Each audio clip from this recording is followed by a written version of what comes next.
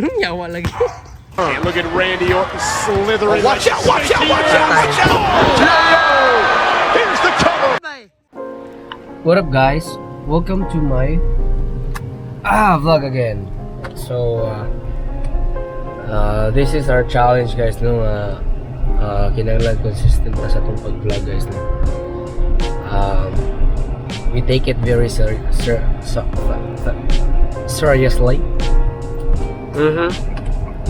So today, guys, we're going to the Chowking Gosa kay magpasa resume akong wife, no. Kay kinanglan na siya mo trabaho, guys. Di man kinanglan, pero kung madawat siya, pwede na siya mo trabaho. Kay wag pitos, guys. Pitos kay, guys, no.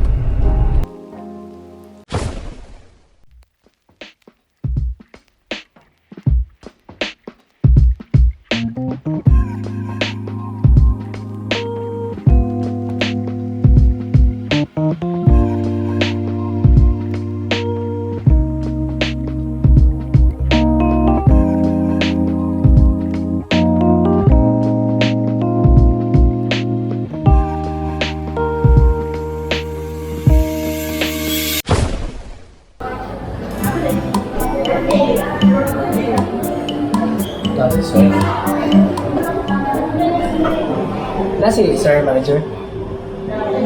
Nasa ubos?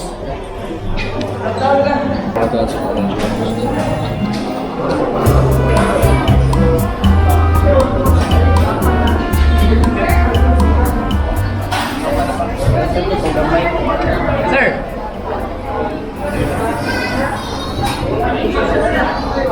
Sinarawan ko sa mga niya. Salamat ya. Apa na pagpasa ang resume? Bakit nasunod sa sakyanan? So, very success, guys, no? May nakapasa tag resume. Diba? Hey guys, update. We're here right now in Kugon Market. So, doon ako bukaon sa Ranao Ragat, guys. But, walay parking area.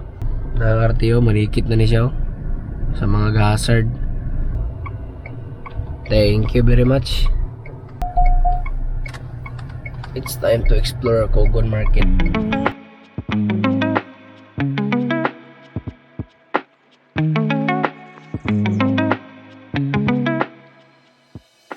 So guys, naganito diri sa Ranao Ragat, guys, no. So gipangita na to siya asa siya dapat kay medyo nalimot ko gamay. So niabot na ta diri sa Ranao Ragat halal food. So mo gini pinakalamian gid nga pagkaonan, guys, no, diri sa Kugon Market. Sa ako lang masulti mo siya, guys. Wala ko sticker dala.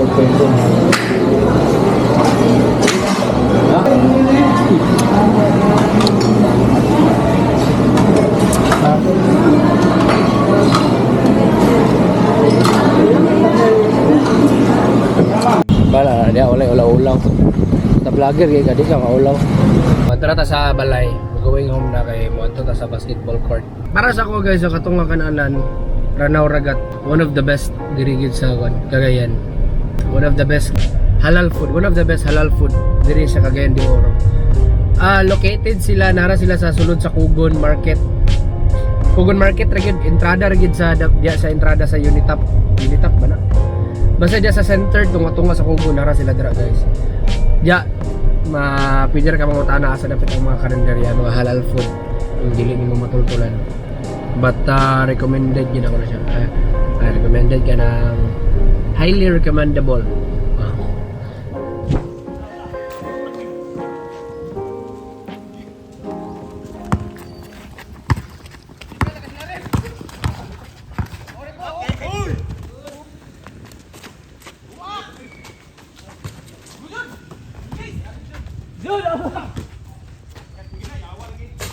Yawa lagi.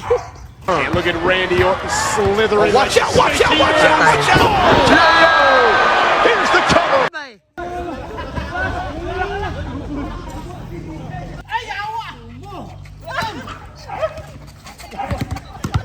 Ha?